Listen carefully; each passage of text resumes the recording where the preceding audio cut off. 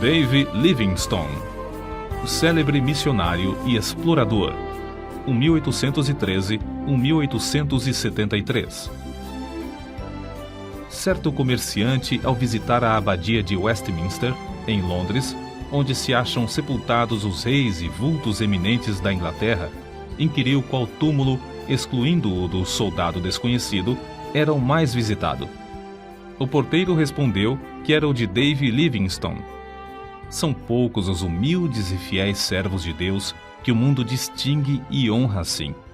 Conta-se que em Glasgow, depois de passar 16 anos na África, Livingstone foi convidado a fazer um discurso perante o corpo discente da universidade. Os alunos resolveram vaiar esse camarada missionário, fazendo o maior barulho possível. Certa testemunha do acontecimento disse: contudo, desde o momento em que Livingstone compareceu perante eles, magro e delgado, depois de cair 31 vezes de febre nas matas da África e com um braço descansando numa tipóia depois do encontro com um leão, os alunos guardaram grande silêncio. Ouviram com o maior respeito tudo o que o orador relatou e a maneira como Jesus cumprira a sua promessa. Eis que eu estou convosco todos os dias, até a consumação dos séculos. Dave Livingstone nasceu na Escócia. Seu pai, Neil Livingstone, costumava contar aos filhos as proezas de seus antepassados por 8 gerações. Um dos bisavôs de Dave fugira com a família dos cruéis pactuários para os pantanais e montes escabrosos, onde podia adorar a Deus em espírito e em verdade. Mas mesmo esses cultos, que se realizavam entre os espinhos e às vezes no gelo, eram interrompidos, de vez em quando, pela cavalaria que chegava galopando para matar ou levar presos, tanto homens como mulheres. Os pais de Dave criavam seus filhos no temor do Senhor. O lar era sempre alegre e servia como notável modelo de todas as virtudes domésticas. Não se perdia uma hora durante os 7 dias da semana, e o domingo era esperado e honrado como o dia de descanso. Com a idade de 9 anos, Dave ganhou um Novo Testamento, prêmio oferecido ao repetir de cor o capítulo mais comprido da Bíblia, o Salmo 119. Entre as recordações mais sagradas da minha infância, escreveu Livingstone, estão as da economia da minha mãe para que os poucos recursos fossem suficientes para todos os membros da família. Quando completei 10 anos de idade, meus pais me colocaram em uma tecelagem para que eu ajudasse a sustentar a família. Com parte do salário da primeira semana, comprei uma gramática de latim. Dave iniciava o dia na tecelagem às 6 horas da manhã e, com intervalos para o café e o almoço, trabalhava até 8 da noite. Segurava a sua gramática aberta na máquina de fiar algodão e, enquanto trabalhava, estudava linha por linha. Às 8 horas da noite, dirigia-se, sem perder tempo, à escola noturna. Depois das aulas, estudava as lições para o dia seguinte, às vezes até a meia-noite, quando a mãe tinha de obrigá-lo a apagar a luz e dormir. A inscrição no túmulo dos pais de Dave Livingstone indica as privações no lar paterno. Para marcar o lugar onde descansa Neil Livingstone e Agnes Hunter, sua esposa, e para exprimir a gratidão a Deus dos seus filhos, João, Dave, Janet, Carlos e Agnes, por pais pobres e piedosos. Os amigos insistiam em que ele mudasse as últimas palavras para pais pobres, mas piedosos. Grifo do autor. Contudo, Dave recusou porque, para ele, tanto a pobreza como a piedade eram motivos de gratidão. Sempre considerou o fato de aprender a trabalhar longos dias, mês após mês, ano atrás ano, na fábrica de algodão, uma das maiores felicidades da sua vida. Nos feriados, Dave gostava de pescar e fazer longas excursões pelos campos e as margens dos rios.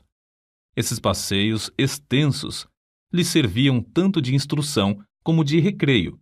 Saía para verificar na própria natureza o que estudara nos livros sobre botânica e geologia. Sem o saber, ele assim se preparava em corpo e mente para as explorações científicas e para o que escreveria com exatidão acerca da natureza na África. Aos 20 anos, houve grande mudança espiritual em Dave Livingstone, que determinou o rumo de todo o resto da sua vida. A bênção divina inundou-lhe o ser como inundara o coração do apóstolo Paulo ou de Agostinho, e outros do mesmo tipo, dominando os desejos carnais. Atos de abnegação, muito difíceis de executar sob a lei férrea da consciência, tornaram-se serviços de vontade livre sob o brilho do amor divino. É evidente que fora movido por uma força calma, mas tremenda, dentro do próprio coração, até o fim da vida.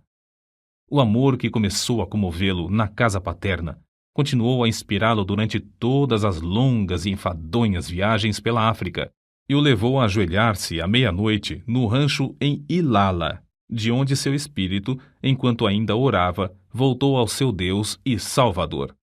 Dave, desde a infância, ouvia falar de um missionário valente na China, cujo nome era Gutslav. Nas suas orações, à noite, ao lado de sua mãe, orava por ele. Com a idade de 16 anos, Dave começou a sentir desejo profundo de fazer conhecido o amor e a graça de Cristo, aqueles que jaziam em densas trevas, e resolveu firmemente, no coração, dar também sua vida como médico e missionário ao mesmo país, a China. Ao mesmo tempo, o professor da sua classe da escola dominical, Dave Hogg, o aconselhava: Ora, moço, faça da religião o motivo principal da sua vida cotidiana, e não uma coisa inconstante, se quer vencer as tentações e outras coisas que o querem derribar. E Dave assentou no seu coração dirigir sua vida por essa norma. Ao completar 9 anos de serviços na fábrica, foi promovido a um trabalho mais lucrativo. Conseguiu concluir seus estudos, recebendo o diploma de licenciado da Faculdade de Médicos e Cirurgiões de Glasgow, sem ter recebido um tostão de auxílio de alguém. Se os crentes não o tivessem aconselhado a que falasse à Sociedade Missionária de Londres acerca de enviá-lo como missionário, ele teria ido por seus próprios esforços, declarou Livingstone mais tarde. Durante todos os anos de estudo para ser médico e missionário, sentia-se dirigido para trabalhar na China. Certa vez, numa reunião, ouviu o discurso de um homem de barba comprida e branca, alto, robusto e de olhos bondosos e penetrantes, chamado Roberto Moffat. Esse missionário voltara da África a um país misterioso cujo interior era então desconhecido. Os mapas desse continente tinham no centro enormes espaços em branco, sem rios e sem serras. Falando a respeito da África, Moffat disse a Dave Livingstone: Há uma vasta planície ao norte, onde tenho visto, nas manhãs ensolaradas, a fumaça de milhares de aldeias, onde nenhum missionário ainda chegou. Comovido ao ouvir falar em tantas aldeias sem o evangelho e sabendo que não podia mais ir à China por causa da guerra que havia naquele país, Livingstone respondeu: Irei imediatamente para a África. Com isso, os irmãos da missão concordaram, e Dave voltou ao humilde lar em Blantyre para se despedir dos pais e irmãos. Às 5 horas da manhã do dia 17 de novembro de 1840, a família se levantou. Dave leu os Salmos 121 e 135 com eles. O sol não te molestará de dia e nem a lua de noite. O Senhor guardará a tua entrada e a tua saída, desde agora e para sempre. Essas palavras ficaram gravadas no seu coração e o fortaleceram quando teve de suportar calor e perigos durante os longos anos vividos mais tarde na África. Depois de orarem, despediu-se da sua mãe e irmãs e andou a pé, com seu pai, que o acompanhou até Glasgow. Depois de se despedirem um do outro, Dave embarcou no navio para não mais ver, aqui na terra, o rosto nobre de New Livingstone. A viagem de Glasgow ao Rio de Janeiro e, por fim, à cidade do Cabo, na África, durou 3 meses. Mas Dave não desperdiçou seu tempo. O comandante se tornou seu amigo íntimo e ajudou-o a preparar os cultos nos quais Dave pregava aos tripulantes do navio. O novo missionário aproveitou também a oportunidade para, estando a bordo, aprender a usar o sextante e saber exatamente a posição do navio, observando a lua e as estrelas. Essa ciência lhe foi mais tarde de incalculável valor para orientar-se nas viagens de evangelização e exploração do imenso interior desconhecido, do qual subia a fumaça de 1000 vilas sem missionário. Da cidade do Cabo, a viagem de 190 léguas foi feita aos solavancos, num carro de boi, através de campos incultos. A viagem durou 2 meses até chegar em Curumã, onde devia esperar o regresso de Roberto Moffat. Desejava estabelecer-se em um lugar 50 a 60 léguas mais para o norte de qualquer outro em que houvesse obra missionária. Para aprender a língua e os costumes do povo, nosso pioneiro passava o tempo viajando e vivendo entre os indígenas. O seu boi de sela passava a noite amarrado, enquanto ele assentava-se com os africanos ao redor do fogo, ouvindo as lendas dos seus heróis. Livingstone, por sua vez, contava-lhes as preciosas e verdadeiras histórias de Belém, da Galiléia e da Cruz. Não parou com os estudos enquanto viajava, fazendo mapas dos rios e serras do território percorrido. Em uma carta a um amigo, escreveu que descobrira 32 qualidades de raízes comestíveis e 43 espécies de fruteiras que davam no deserto sem serem cultivadas. Do ponto que havia alcançado, faltavam-lhe apenas 10 dias de viagem para chegar ao grande lago Ngami, que só descobriu 7 anos depois. De Curumã, o missionário, licenciado da Faculdade de Médicos e Cirurgiões de Glasgow, escreveu a seu pai: "Tenho uma clientela grande. Há pacientes aqui que andaram mais de 60 léguas para receber tratamento médico. Esses, ao regressarem, enviarão outros para o mesmo fim." Estabeleceu a sua primeira missão no lindo vale de Mabotsa, na terra de Bacarla. Em uma carta escrita de Curumã, Livingstone assim descreveu o local que escolhera para centro de evangelização. Está situado em um anfiteatro de serras que se intitula Mabotsa, isto é, ceia de bodas. Que Deus nos ilumine com a sua presença, para que, por intermédio de servos tão fracos, muito povo ache entrada para a ceia das bodas do Cordeiro. Foi em Mabotsa que teve o histórico encontro com um leão. Acerca disso, escreveu Dave: "Ele saltou e me alcançou o ombro. Ambos fomos ao chão. Rosnando horrivelmente perto do meu ouvido, sacudiu-me como um cão faz a um gato. Os abalos que me deu o animal produziram-me um entorpecimento igual ao que deve sentir um rato depois da primeira sacudidela que lhe dá o gato. Atacou-me uma espécie de adormecimento em que não senti dor nem sensação de temor. Contudo, antes de a fera ter tempo de matar, deixou-o para atacar outro homem, que, de lança na mão, entrara na luta. O ombro dilacerado de Livingstone nunca sarou completamente. Ele nunca mais pôde apontar um rifle ou levar a mão à cabeça sem sentir dores. Foi na casa de Roberto Moffat, em Curumã, que chegou a conhecer Maria, a filha mais velha desse missionário. Depois de abrir a missão em Mabotsa, os dois se casaram. 6 filhos foram fruto desse enlace. Depois de Livingstone se casar, a escola dominical em Mabotsa transformou-se em escola diária e tinha como professora a esposa do missionário. Shelley, o chefe da tribo, tornou-se grande estudante da Bíblia, mas queria converter todo o seu povo à força de litupa, isto é, chicote de couro de rinoceronte. Shelley iniciou o culto doméstico em casa e o próprio Livingstone admirou-se da sua maneira simples e inata de orar. Era costume de Livingstone começar o dia com um culto doméstico, e não é de admirar que o chefe o adotasse também. Livingstone foi obrigado a mudar-se para Chonuane, 10 léguas distante, e mais tarde, por falta de água, ele e todo o povo foram para Kolobeng. Foi nesse último lugar que o chefe da tribo construiu uma casa para os cultos e Livingstone, com grande sacrifício de dinheiro e labor, edificou a sua terceira residência. Nessa casa morou 5 anos para nunca mais conseguir se fixar em qualquer lugar na terra. Acerca do trabalho nesse lugar, assim se expressou: Aqui temos um campo muitíssimo difícil de cultivar. Se não confiássemos que o Espírito Santo opera em nós, desistiríamos em desespero. Através do deserto de Kalahari, chegavam boatos de um grande lago e de um lugar chamado Fumaça Barulhenta, o que ele julgava ser uma grande cachoeira. As secas o oprimiam tanto em Kolobeng que Livingstone resolveu fazer uma viagem de exploração a fim de achar um lugar mais ideal para estabelecer a sua missão. Assim, em 1º de junho de 1849, com o chefe da tribo, seus guerreiros, 3 brancos e sua família, saíram para atravessar o grande deserto de Kalahari. O guia do grupo, o Homotobi, conhecia o segredo de subsistir no deserto, cavando com as mãos e chupando a água debaixo da areia por meio de um canudo. Depois de viajarem muitos dias, chegaram ao rio Zouga.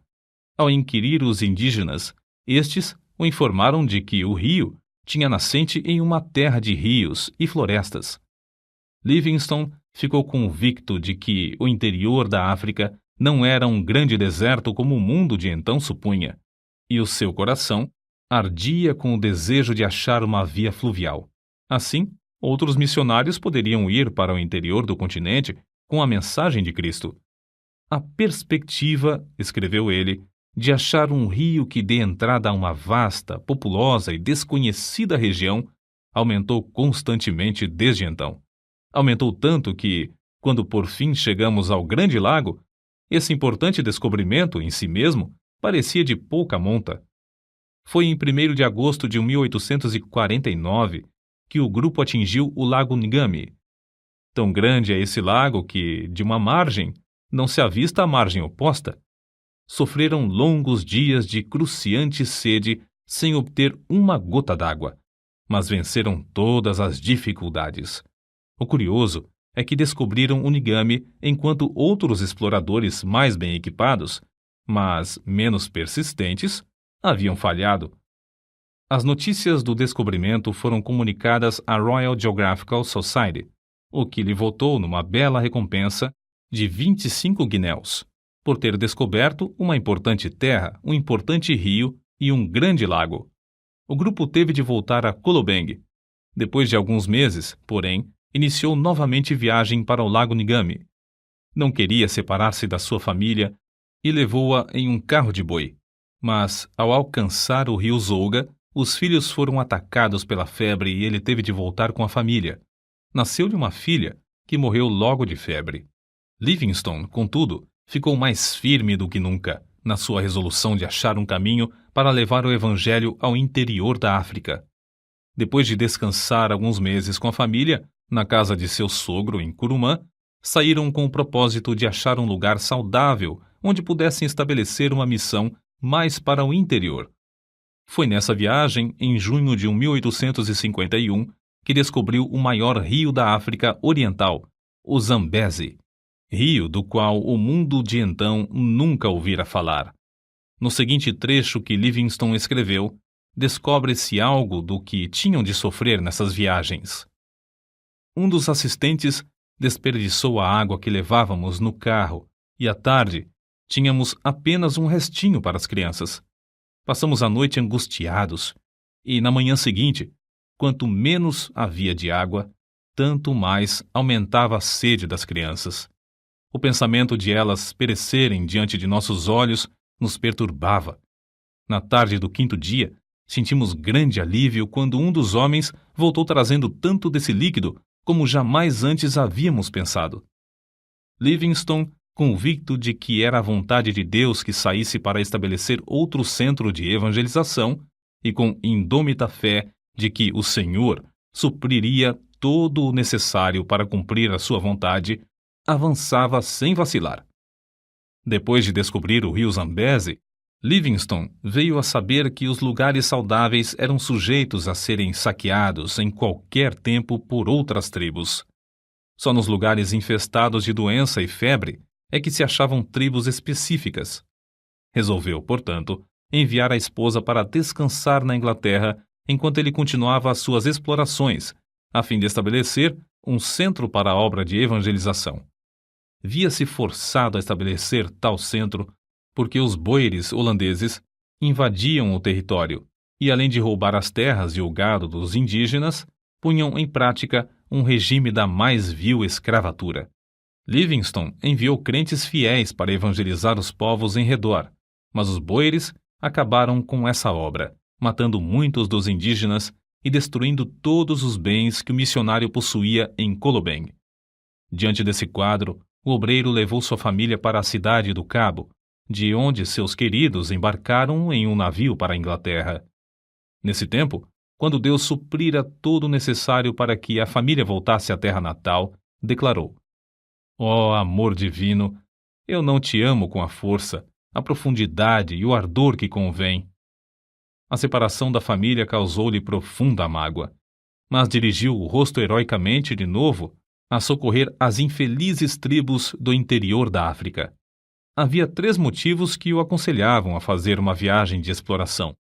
Primeiro, queria achar um lugar para residir com a família entre os Barotses e evangelizá-los.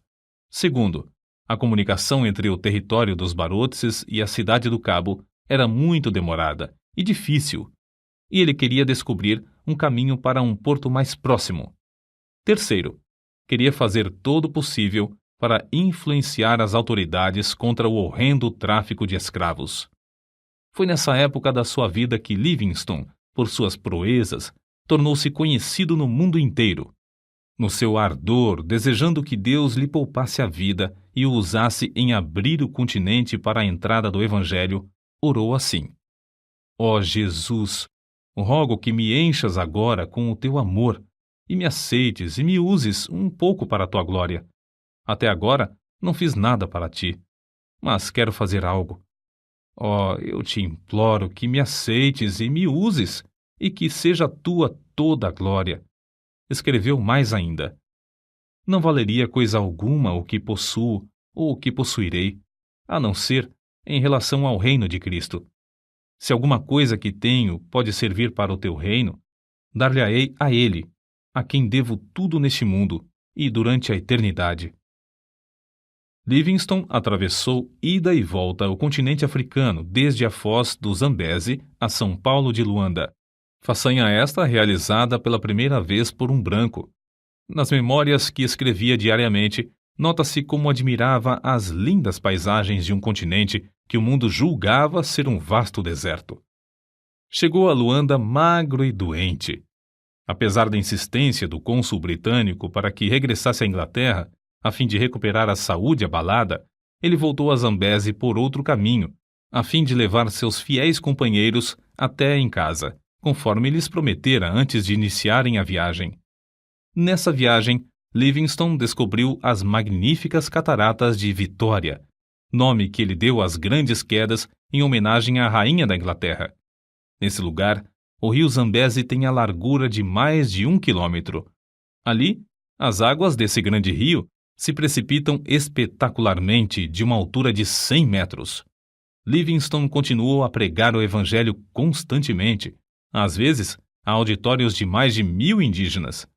Antes de tudo, esforçava-se para ganhar a estima das tribos hostis, por onde passava, por sua conduta cristã, em grande contraste com a dos mercadores de escravos.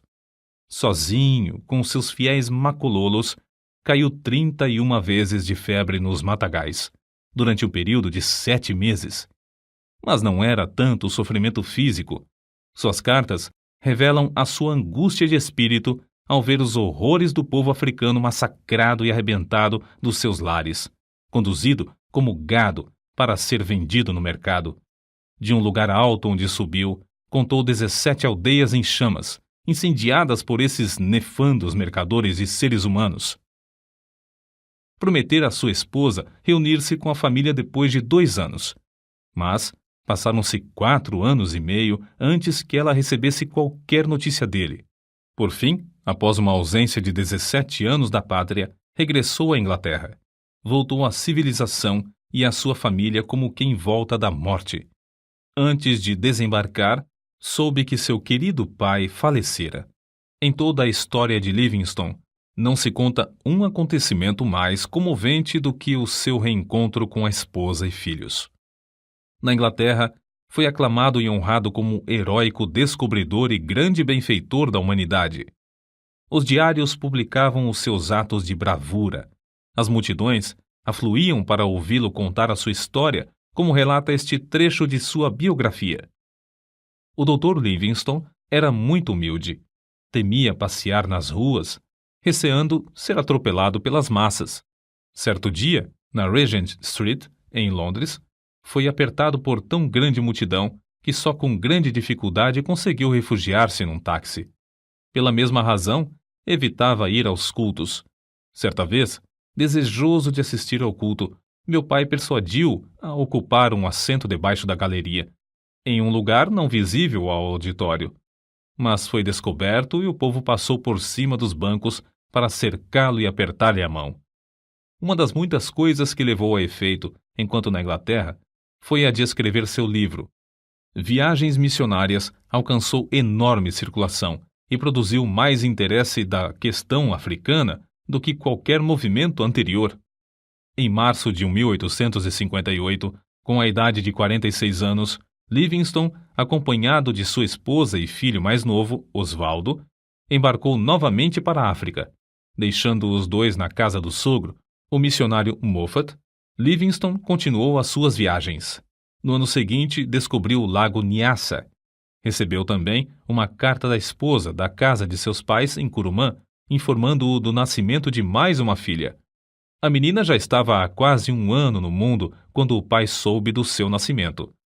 As explorações dos rios Zambeze, Tete e Shire e do lago Nyassa foram feitas com o propósito de saber quais os pontos mais estratégicos para a evangelização, e missionários foram enviados da Inglaterra para ocupar esses lugares. Em 1862, a esposa reuniu-se a ele novamente e acompanhava-o nas viagens, mas 3 meses depois faleceu, vítima da febre, e foi enterrada em uma encosta verdejante na margem do rio Zambeze. No seu diário, Livingstone assim escreveu: Chorei-a porque merece as minhas lágrimas. Amei-a ao nos casarmos, e quanto mais tempo vivíamos juntos, tanto mais a amava. Que Deus tenha piedade dos filhos. Um dos maiores obstáculos que Livingstone enfrentou na obra missionária foi o terror dos indígenas ao verem o rosto de um homem branco. Não era para menos, se considerarmos suas atrocidades. Aldeias inteiras em ruínas, fugitivos escondendo-se nos campos de alto capim, sem nada terem para comer, centenas de esqueletos e cadáveres insepultos, comboios de homens e mulheres algemados aos troncos, seguros pelo pescoço, conduzidos aos portos. É difícil concebermos a magnitude da desolação criada por homens cruéis que participavam do tráfico de escravos. Esses homens tentavam, também, com ódio cruel e arte diabólica, terminar com a obra de Livingstone. Finalmente conseguiram, por meio da política do seu país, induzir a Inglaterra a chamá-lo de volta à sua terra. Foi assim que Livingstone chegou de novo à sua pátria depois de uma ausência de cerca de 8 anos.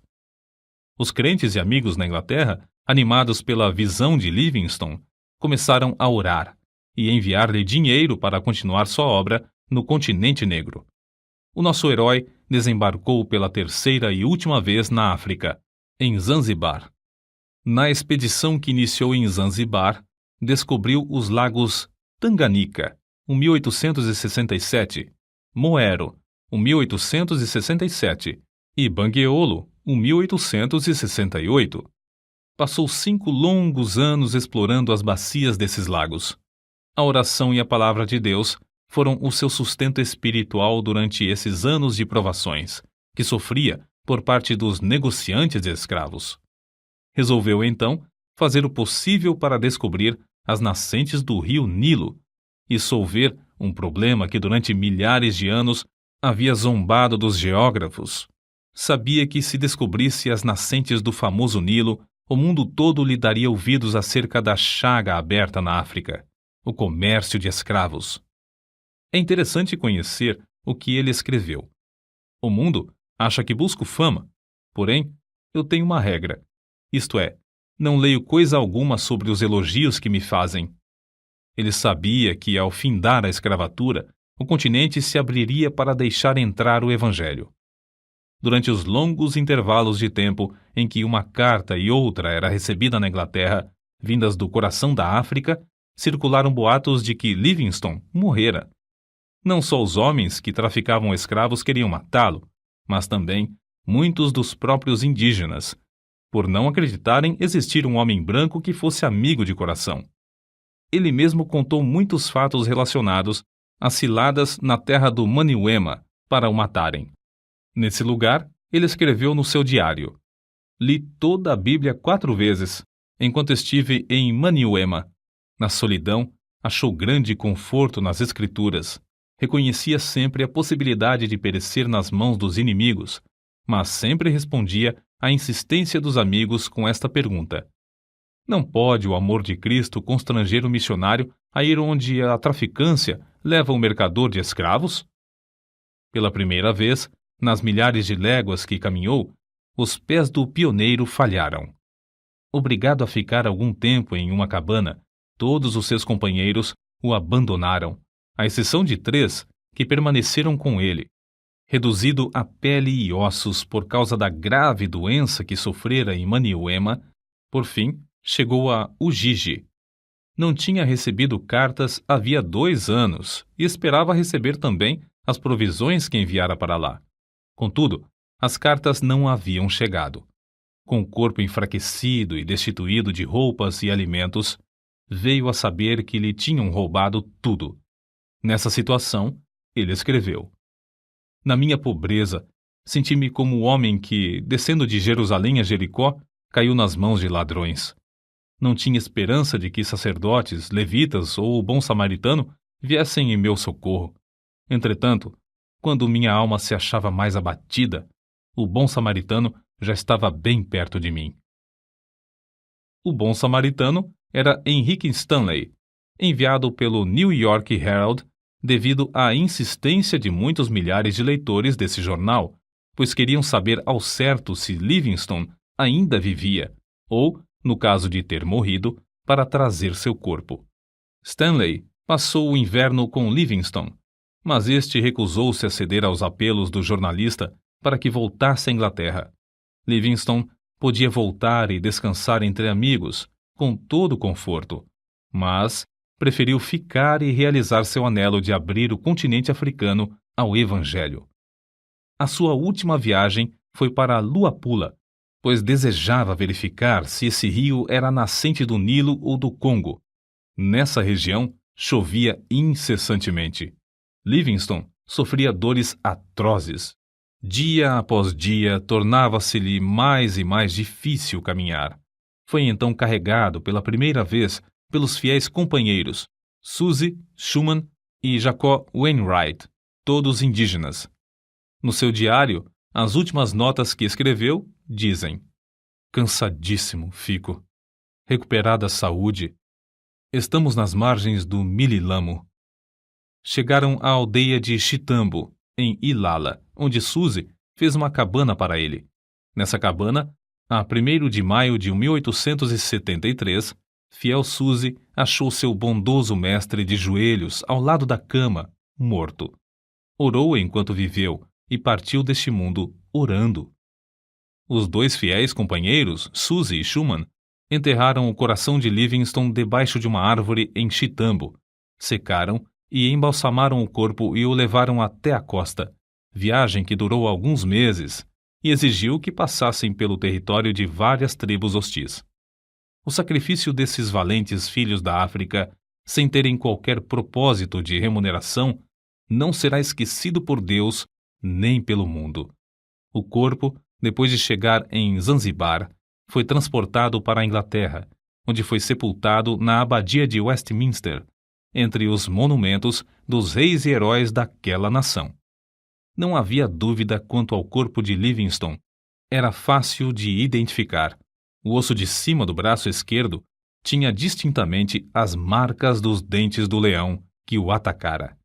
Entre os que assistiram ao enterro estavam seus filhos e o velho missionário Roberto Moffat, pai de sua querida esposa. A multidão consistia de povo humilde que o amava e dos grandes que o honravam e respeitavam. Conta-se que, entre as multidões que permaneciam nas calçadas das ruas de Londres no dia em que o cortejo acompanhava o corpo de David Livingstone, havia um velho chorando amargamente. Ao lhe perguntarem por que chorava, respondeu: "É porque Davizinho e eu nascemos na mesma aldeia, cursamos o mesmo colégio, assistimos à mesma escola dominical e trabalhávamos na mesma máquina de fiar. Mas Davizinho foi por aquele caminho e eu por este. Agora, ele é honrado pela nação, enquanto eu sou desprezado, desconhecido e desonrado. O único futuro para mim é o enterro de beberrão." Grifo do autor. Não é somente o ambiente, mas as escolhas feitas na mocidade são o que determinam o destino de alguém. Não só aqui no mundo, mas para toda a eternidade.